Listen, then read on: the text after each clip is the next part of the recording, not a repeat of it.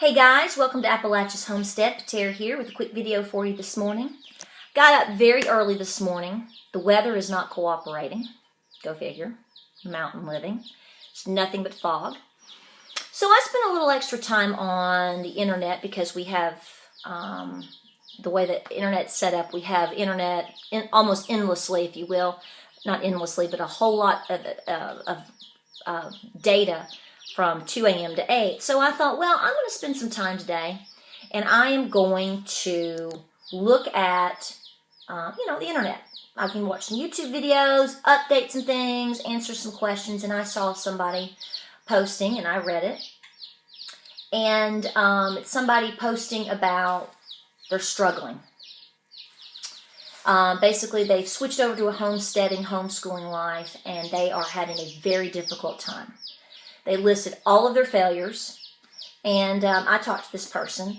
And it's interesting because as I went along with the, going over things and looking at things, I noticed there were 2 other blogs that were almost the exact same. And I thought, it's interesting because I talk to Miss Homestead Lady often about this issue. We talk about the reality in homesteading. We talk about the reality of homesteading and homeschooling. And the things that what you see in terms of on television, on YouTube, on blogs, on Facebook. And I'm going to tell you right now, a lot of the things that you see are not necessarily reality. And I don't make this video, I guess, necessarily just for me. I have individuals in my life that are going to say, I cannot believe you filmed a video in your pajamas with your morning hair and, your glasses and your dirty dishes all back behind you on the sink with Mr. Peaches. Say good morning to everybody. Yes, your sweetheart. But this is what it's like, okay? You have to know that when you go into this life, that you are leaving one life to go into another, okay? The world that I come from is one of this total perfection. Beautiful house, beautiful landscaping, squeaky clean SUV that's bigger than a trailer. Kids are perfect, life is perfect. First of all, that's not real there either.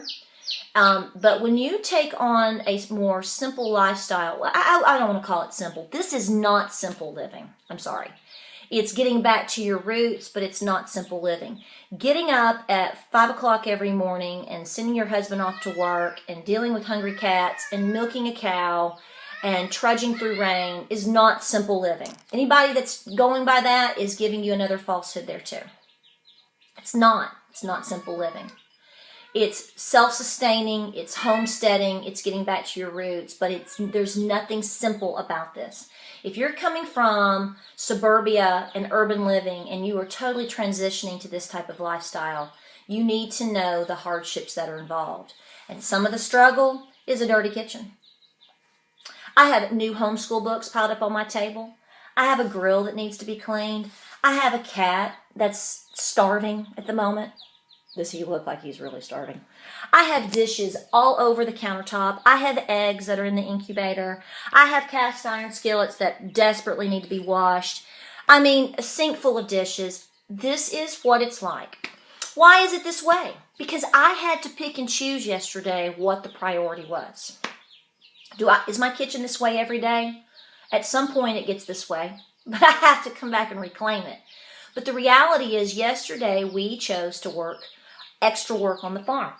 We were picking up leaves and mulching the gardens and mulching the berry bushes, and I cleaned the butterfly gardens, and we mowed the entire property, and we have worked in the barn, and we are reworking our duck house. And so, when we got in yesterday afternoon, almost dinner time, and I didn't even have dinner cooked.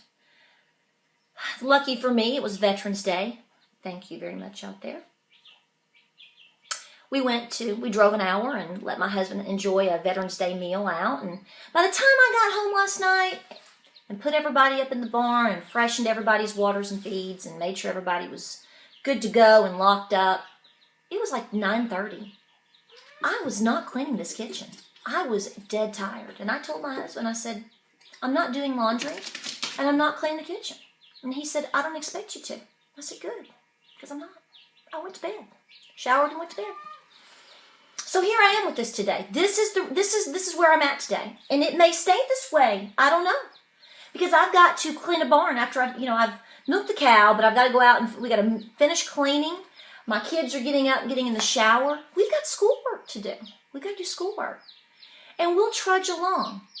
Now, these are small, everyday things, okay? These are small, everyday, big deal, Terry. You've got a sink full of dishes. So do I. Well, the thing is, there are other things that you need to know. I didn't do a winter garden. I did not plant a winter garden this year. Nope, I didn't. And I really have beat myself up about that. I really did. That to me is like I failed. I did not plant A, B, C, D, and E, and I am a failure. Well, I realized that, and even though you know this, it's funny, you still put pressure on yourself. I have to take care of myself. And all of these things happened at one time. I had a situation where I had to take a break. I had a situation where my husband, for 6 weeks straight, was working 15-hour days. And for those of you that work like that all the time, bless your heart. But that puts a strain on the household. My husband's a big helper, and so he's getting up and leaving at 5 a.m. and not getting home till 8:03 every night. It was clockwork. Excuse me, but my goal was milk the cow, keep the house straight, keep the laundry going, homeschool the kids, put a meal on, everything else will take care of itself. I wasn't planting a garden during that time. The man had to work, the kids need to be schooled. And so you have to pick and choose. You cannot do everything all day long, all the time. And, it's funny because I talk about this, like I said before, I've talked about how I talked to Miss Homestead lady, and she really brings me down to earth most of the time because she's been doing this for, decades and is, much older and much more experienced than me. And she's just like, listen, you're going to learn the hard way that you're not going to be able to do everything all the time, all day, every season. Life changes. Things change. You have to know the focus and the goals, the big picture, and know the main things that you're trying to accomplish. I didn't do a winter garden this year. Thank goodness I had a killer, deal in terms of my summer garden. But I learned. We learned. We'll do better next year. We'll do what we can. You do what you can.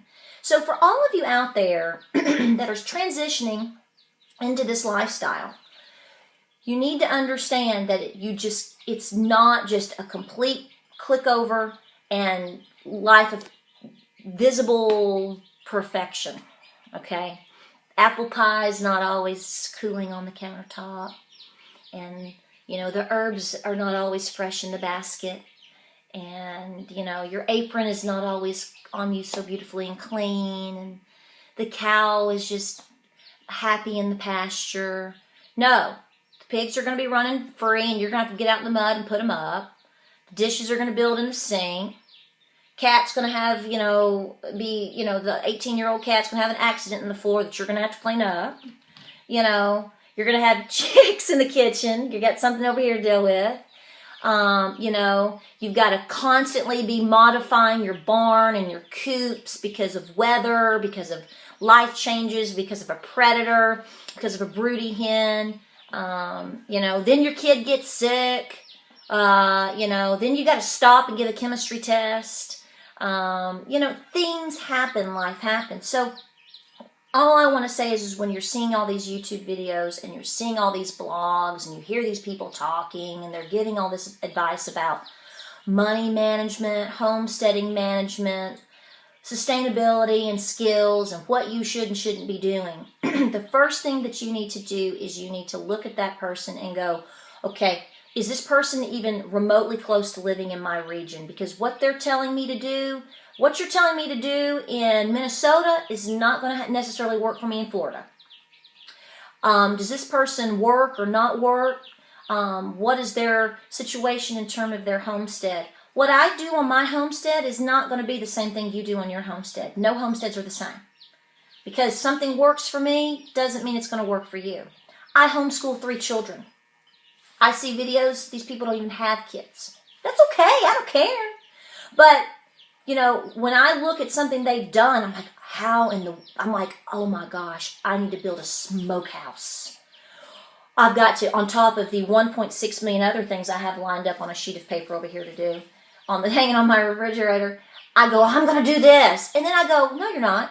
No, you're not going to do that right now. No, you're homeschooling 3 kids. They're not.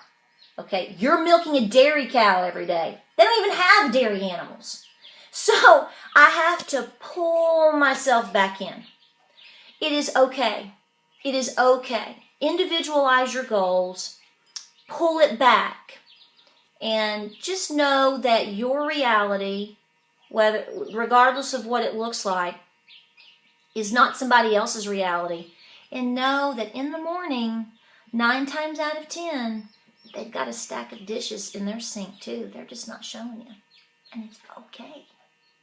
It's okay. So I'm going to go clean a stall.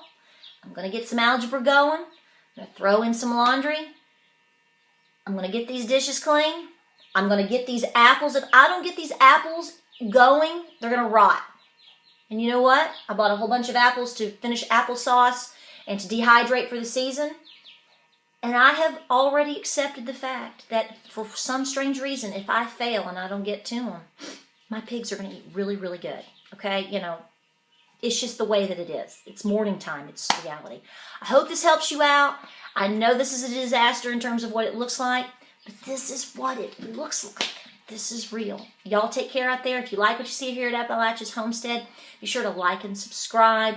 We're here for you. We try to show you what real things are, what grounded, pressing forth homesteading looks like. We don't know everything. We're not everything. But we're going to try, and we're going to fail. And that is okay. That's where you learn. Check us out on Facebook, Instagram, Pinterest, and all of those jazzy places that are so pretty. And we'll talk to you soon. And you just keep pressing forth out there. Y'all take care.